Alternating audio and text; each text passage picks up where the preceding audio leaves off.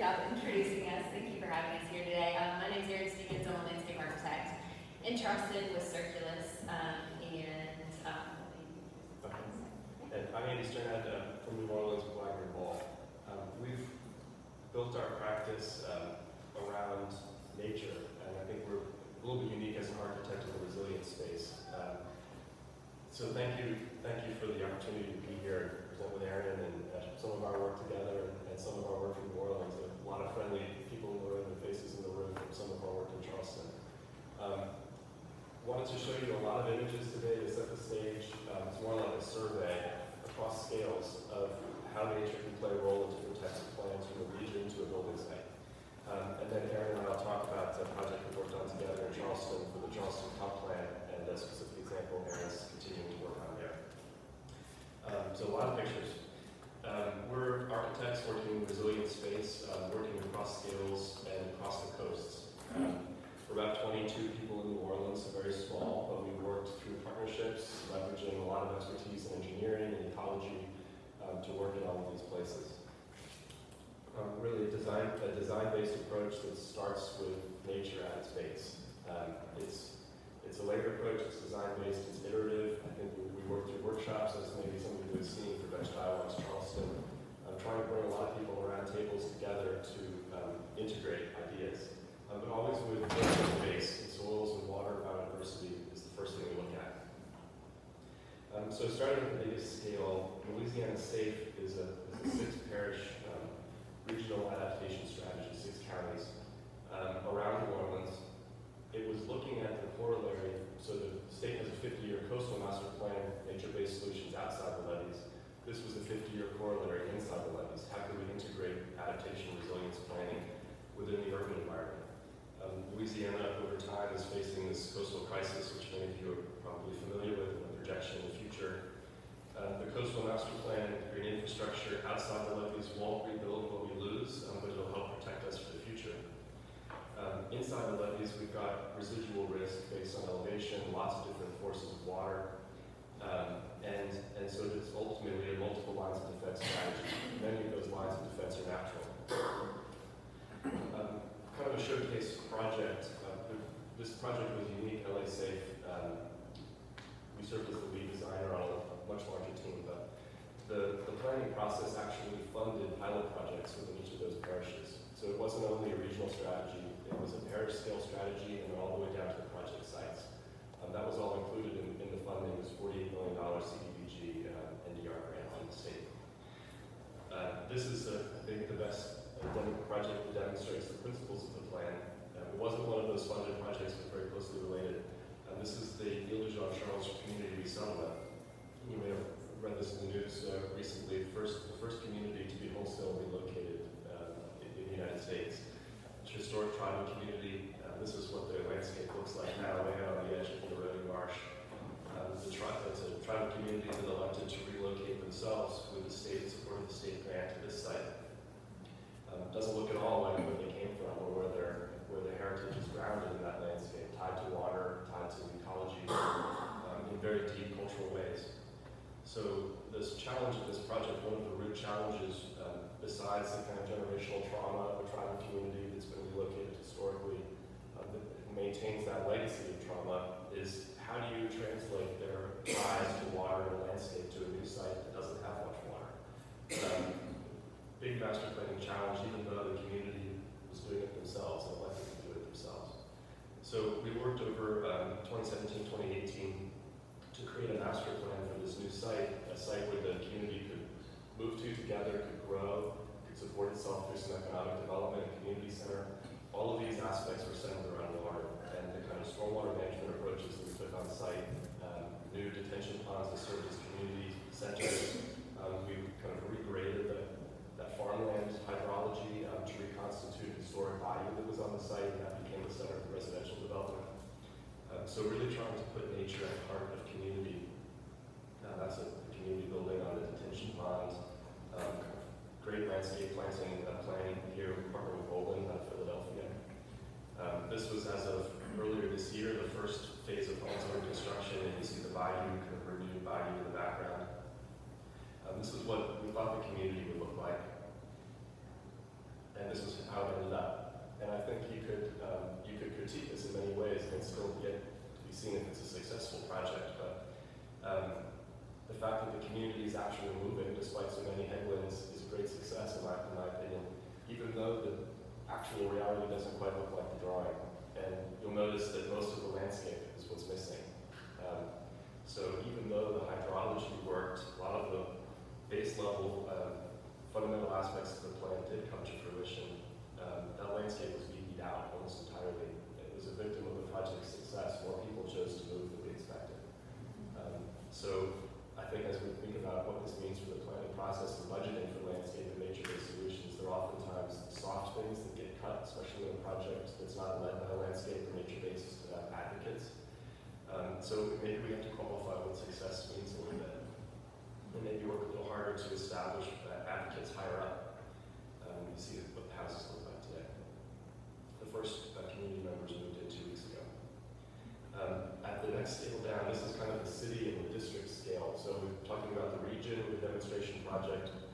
This is New Orleans Water Plan. This is now almost 10 years old, but with some follow-on work that's ongoing.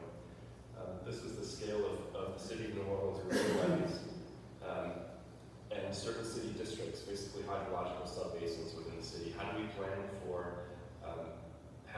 to reduce flooding, to mitigate subsidence long term, but maybe most importantly, to treat water as an asset, and not only water, but all of the natural features that water sustains. Through real estate value, through recreation and health, through heat, through cooling. The city of New Orleans functions today, still today, basically with a pump mentality, drain and pump as fast as we can. And there's an amazing civil infrastructure with 100-year-old pumps still in operation today.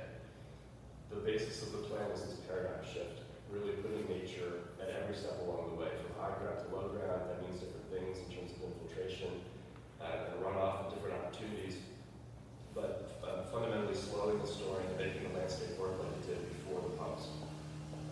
Retrofitting the systems we built.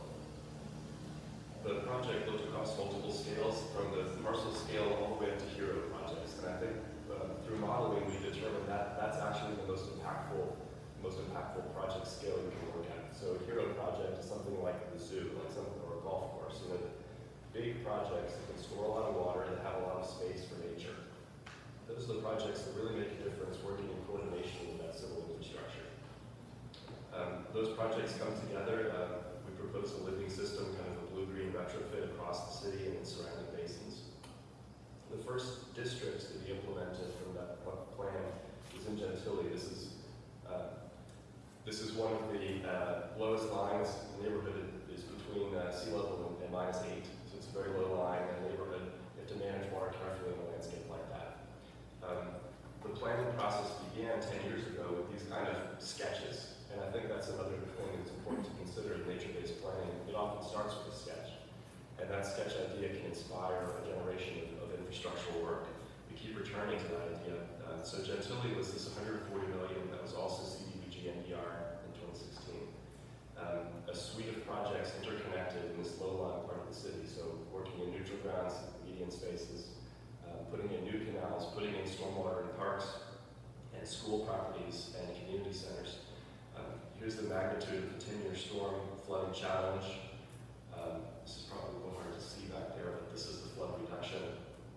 152 acre-feet is a massive amount of water in a suburban landscape, trying to find space for that amount of water and planting. Part of the analysis in Gentilly is a vegetation and tree canopy. This is not only a function of water, but when you overlay heat, you see really clearly that the green and blue places, especially the blue places, are much cooler than the surrounding area. And when you isolate those cool locations specifically, you see how important it is to reintroduce water in the landscape. One of those key projects and places within the water plan was Miracle Water Garden. This is a project that should be breaking ground this winter. 25-acre site was a former convent that burned down, and the nuns decided to dedicate their property to the environment, to the highest and best use for the neighborhood. What's really unique, if you take that layered approach starting with geology and nature, is you realize this site sits atop of sand dune formation just below the surface, a historic coastline in Louisiana. And sand is perfect for infiltrating stormwater. So we developed a site plan, this is with a local architect, Carbo, out of Baton Rouge. We developed a site plan to take water from the surrounding drainage system through surface and through a pump and put it on this sand formation and infiltrate it. And basically resolve the challenge of flooding for this smaller basin within Gentilly. The site, phase 2, is a community education, environmental education site with a small buildings and sports. But nature first, and sand and the ground. Finally, at the building scale and the site planning scale, this was in downtown New Orleans, the Greater New Orleans Foundation headquarters. Very tight urban site. And we managed to develop a site plan that stores the first 8 inches of rainfall before anything runs off. It's remarkable in an urban site. It's using water underneath the parking lot, but importantly in this courtyard in the back. It's maybe a little hard to see, but normally you think about storing water below parking lot, you have the ground level below. We had a 3-foot BFE requirement in downtown New Orleans, so I decided to raise the courtyard itself to that BFE level and use the volume of the raised plane to store more stormwater. And that's the courtyard we have building today. So transitioning here, is Circulus Robinson Design Engineers. So Josh walking, someone back there. Hey Josh. Three of our firms work together. The city of Charleston uniquely split their comprehensive plan rewrite into subject matter silos. So they had a housing focus, they also had a land and water focus, and that's where we came in. This was developing data, analyzing a whole bunch of existing data, knowing modeling to inform the comprehensive planning decisions. And to the planning department's credit, I think they did a great job not only setting up this scope, but shepherding us throughout the way and integrating this kind of data into the ultimate decisions. There was an approach in 3 parts. We looked at elevation, we looked at the Y dimension, so this is ultimately leading to an elevation-based code rewrite in Charleston. We looked at the X dimension, we looked at watershed sensitivity, so that's who are your upstream and downstream neighbors and how are you uniquely vulnerable together based on land cover and use. And then we had an environmental overlay. So how does the environmental sensitivity play a role at the water's edge for marsh migration over time and in the high ground on the pine forests, infiltration and soil capacity? And all of that existing data came together for planning strategies ranging from reserving space, adaptive buildings, defending in very uniquely valuable historic locations, and growing where it made sense.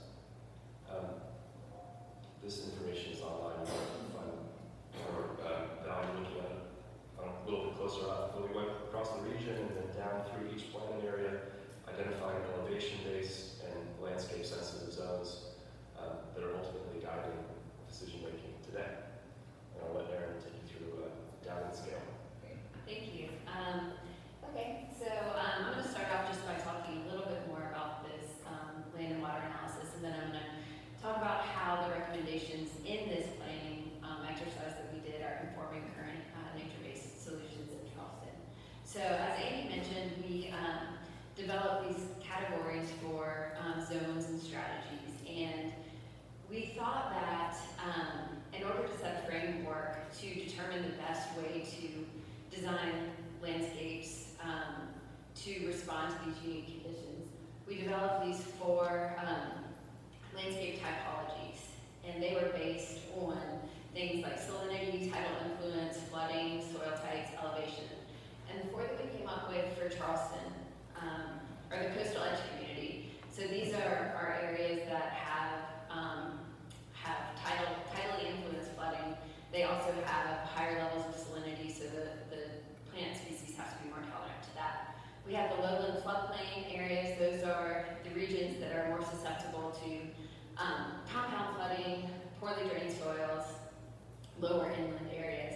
Upland ridges, these are higher areas. These are typically sand, so they drain the fastest. And then we had a 4th category for urban and suburban reforestation. This was our category of a landscape approach for sites that either because they were located, within an urban context and they didn't have the potential for full large-scale renaturalization, or they're sites that have heavily impacted soils. So we selected plants that can thrive in urban conditions. We also developed, and Joshua can probably speak to this better than any of us if anyone has questions on this later, but a water management measure matrix. And so we coded these basically starting at the top. These are the ones that are most nature-based. We start with preservation and reforestation, and then they go down to the ones that are more traditional infrastructure, ending with storm sewers and flood barriers. We also catalog these with the categories of the zones and strategies using the same color codes that you saw in Andy's maps and my diagrams. And then we added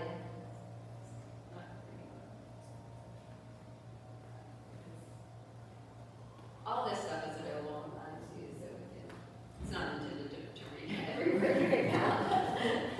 But just showing you how we organize this information. And importantly, on the far right, we added columns also for community amenity. So that's human community amenity and then potential value for non-human communities for plants and animals. And not surprisingly, the nature-based end of the spectrum definitely ranked better in these categories than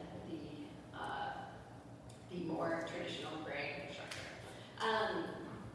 Andy mentioned briefly the idea of marsh migration and how we plan for that, and I included these graphics because I think it's really important to note that, as it is fairly easy to identify which of these technologies, which of these approaches are appropriate for a given site, we also have to acknowledge that the landscape is a very dynamic system. We know because of sea level rise, we know because of freshwater wetland surfacing that these landscapes are changing over time. And so if we are really trying to design the most resilient, long-term sustainable landscapes, architecture, cities, then we need to be able to anticipate these future conditions as well and design to them.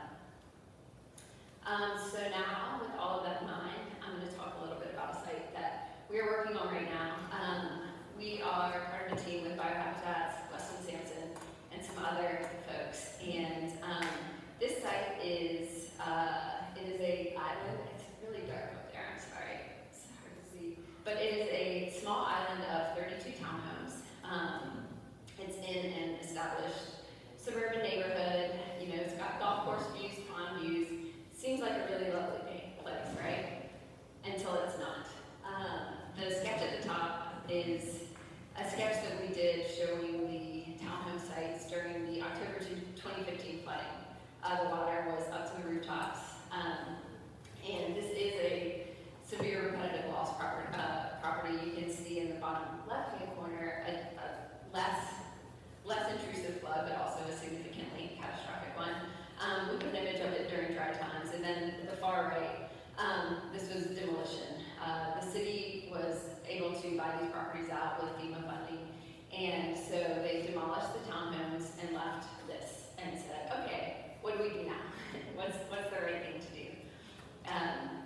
And so that's where we stepped in and are trying to use some of the nature-based strategies from the land and water analysis to apply to the design of this site. For those of you not familiar with Church Creek Basin, it's really hard to see, I think, in the far left corner. Just kind of orient you in the region overall, that darker brown area is the Charleston Peninsula. So we are across the Ashley River inland slightly.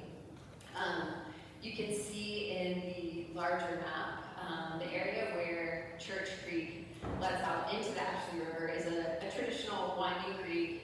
It's got wide salt marsh undeveloped along both sides, which allows for, to accommodate fluctuations in water levels. Unfortunately though, there is a rail line, it's about a third of the way up, that runs across the creek, and once you get to the other side of the rail, it becomes a very channelized, narrow ditch with development pushed right up to the edge. This townhome site that we're looking at is circled in white in the center of the page. So the Church Creek area was one of the selected focus areas for the Dutch dialogues. And so in looking at, I thought this was a very, very helpful sketch that was included in that report that shows the pre-development conditions where the basin is a sponge. Water can flow in a multitude of directions. Early development And then in the present condition, much of the remaining swamp is developed, constricting drainage, which is exactly what we're seeing in this property. So we know that this most closely fits with the lowland floodplain typology. We also looked at the, well, let me rewind for a second back to the planning land and water analysis that we did with Wagner and Ball. We created these transects for the major areas of the city that helped visualize those strategies that we're proposing and showed where they would be appropriate in a specific geographic context. So here in Outer West Ashley, which is where our site is, the most important strategies that we identified were to naturalize the channels, to slow, store, and drain the water, to preserve existing vegetation as much as possible, and to encourage adaptable architecture.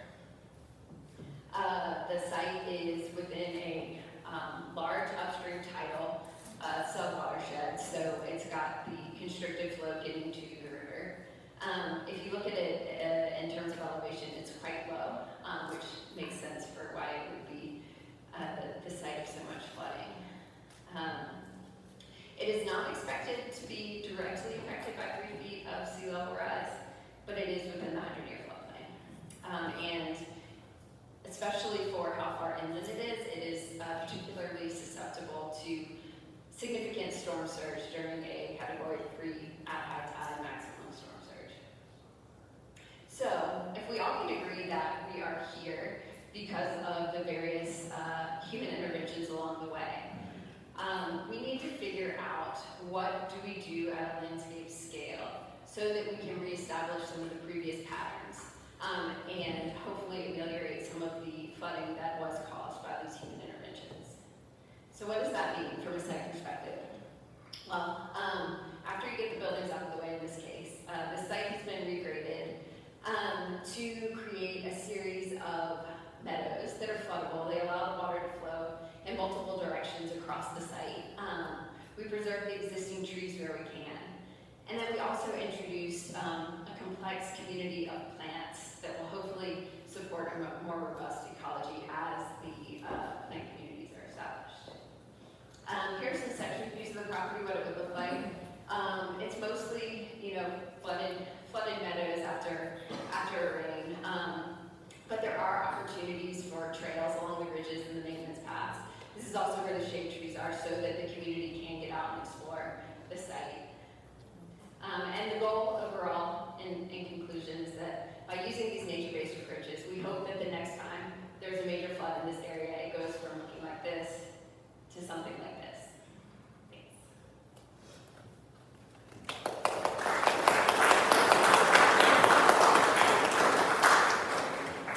We have 5 minutes for questions from these experts. Anybody has any? Eddie, on your first presentation you were doing, you said that more people chose to relocate than originally thought they would relocate. What were some of the factors, do you know what the factors were that caused more people to relocate as the project moved forward? It was trust building, Okay. and that didn't happen until the construction began. And so it didn't matter what we drew or what we said or what paper you signed. When people saw the homes starting to be built and the work on the site work was nearly complete at that point. It was a very late in the project. We expected about half of the homes, there were 40 households eligible for the move. We expected about half. There were multiple other properties, outcomes they could have taken. They could have taken cash, they could have stayed on the island. Just based on family history, et cetera, ties to the land, we didn't think they'd want to all go. In fact, they did, 39 out of 40, and one household remained.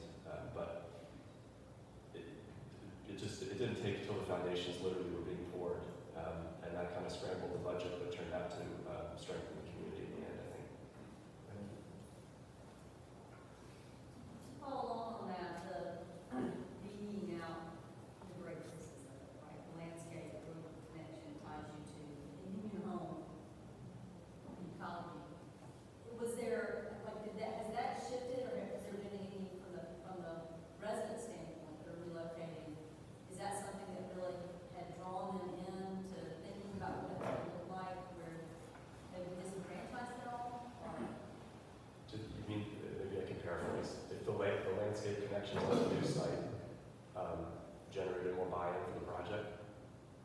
in the context of, without getting too far in the rabbit hole, with stormwater projects where you go in and you basically have to take out a forested area and then you want to build back, but much like that, often it's taking a lot longer because you don't have the money to go in and landscape at that scale.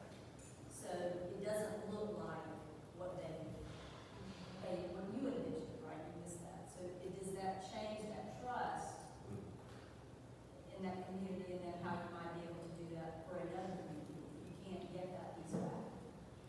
I think in this case, there's a level of desperation in the current location. They know they have to leave as soon as possible, and it's very sad, and it's a very kind of sorrowful, bittersweet day when they moved. So I think there wasn't really an alternative, and I think there's now a blank slate for landscape. The site hydrology works, the water's going where it's supposed to, even though we don't have the plants to improve water quality. We need more shade in the cane field, and I think they see it now as more of a blank slate. And I hope it's something that the community will own and begin to plant themselves. The state is looking for some additional grant funding for landscape planting, but in this case, I think there was just such a crazy, risky situation they're leaving that it didn't actually play a role. But I see the point, though, the rendering sometimes overpromise, and that's another communication point. Maybe the fact that landscape takes some time to grow. I think there was a question in the back. In the engineering or the design process, when does math become relevant to the decision? Is it up in the sketching phase? At the end, when you're hoping that the thing works? And then in between, when do the volumetric conditions get expressed? Oh, math. I think math and science has to be there from the beginning, and I think maybe as a designer, I see. You're following this too, but as a designer and not an engineer, I have a little different relationship to the number, in that I recognize how much they can change through the design process. So I think we start with the target, we iterate. Oftentimes we try to be more ambitious and add. But I think you have to have a volumetric number. You have to have a design target from the beginning. The difference is that you also have to have those other benefits identified at the same time. Targeting other benefits. If you begin with only the number, I think it's a missed opportunity. Yeah, and I'll just add to that I think, having that number at the beginning, as a designer, honestly, like, that gets us really creative. I like the challenge of it. So I think that, having those things figured out from the beginning, at least in a more general way, understanding that things will be fine-tuned along the way, but it allows us to respond and come up with solutions that might be less traditional, that would achieve the same number goals if we have that number established up front, approaching it from a different perspective. So I think that it actually can lead to a more creative design, and I don't see it as, infringing upon the design process. Yeah. From a numbers standpoint with Church Creek, has there been any quantification of risk reduction or flood reduction in this project that resulted in? I am not the person to ask, but people in the audience may be able to answer that. I was focused on the plant community design and everything, so I don't know. This isn't a Church Creek specific answer, but I was talking with my colleague Stephen Black and Beach on the way up about planning in Houston, and I think that's indicative of other places, and that there's too much water. The rain comes too fast. It's like pouring a pitcher through a straw. You can't manage it. So then beyond engineering, I think you have to look to some other integrated type solutions, planning solutions, and adapting the way we actually live in those moments where we have to deal with a little more water in the landscape. And that's what nature's been doing forever. So I think the quantification sometimes hits a ceiling that you recognize how much there is, but you can't actually manage it. You need to adapt. I'll ask that question kind of teeing up. I think part of the purpose today is nature can only go so far when we're getting so much water, and how do we necessarily quantify that for looking at nature? And I think that speaks to what the point Amy made before, that you can really make the biggest impact at the largest scale, the hero project that you identified. But something like the Church Creek project, project. I mean, honestly, we're not gonna solve the flooding in Church Creek with a small parcel, but it is a step in that direction. It's kind of a showpiece to show what can be done, what strategies should be implemented, and if they are implemented at a larger scale across the entire watershed, then we will start to see those really clear reductions. Yeah? How about you? Oh, no, you have to.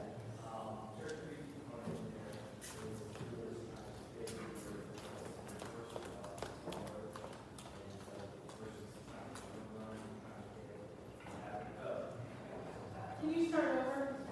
Yeah, I'm the project manager of Church Creek, and the approach of Church Creek one, Bridgepoint is definitely the kind of keystone of that project, and it's really kind of an example of what can be done in that one. The Church Creek approach right now is really kind of chip away at the issue. It took hundreds of years and centuries to create the issue, and this is the first step in trying to basically create more storage. As Aaron and Elliot pointed out, that it's not going to be solved through big projects, and that is one, a policy change, and some other components to that. But this is the approach is to basically chip away at that urbanization, find where it makes sense, add storage, and it really kind of created a more live with water approach in there. There's some other approaches there, but this is definitely the first start. One more, Susan. It's a good conversation. Hey, so I was just wondering, it seems like y'all are working with a lot of really different, like, diverse communities. Like, this seems like more like development, and then we were working like an indigenous community. I was wondering, where do y'all integrate like outreach and education into this kind of like plans that y'all lay out? Like how valuable is that to like this whole process of like understanding and like the education side of this? I'm just curious. I'm going to say something provocative and then explain. I think community engagement is overrated, and let me explain that. The magnitude of the problems that we often face are greater than what we faced before, and that are greater than we can expect communities, even those that have lived there for hundreds of years, to know how to address. Not that I have the answer either, but I think there's a unique type of synergy that we need to explore that matches expertise with engagement. And I think there's speaking as a quote expert, I think there's an underappreciated role for expertise in these kinds of planning processes, and potentially an over-reliance on engagement for new ideas. I think there's incredible synergy and strength when you get those two things together in a genuine, grounded, local way. And I think that's one thing we saw with the Ile de Jean Charles, is that before we put any mark on the paper, we were there for a year, talking together on the island, meeting at the fire station, sitting under people's houses, their raised houses. So that's part of the trust building, it's part of the authenticity, but it's also part of bringing new ideas to communities and suggesting new ways of thinking, testing with them what fits. And so there's absolutely a role for engagement throughout, but I would like to see going forward that maybe we rethink a little bit. We think about it more as a partnership rather than it's a dialogue. It's not just receiving.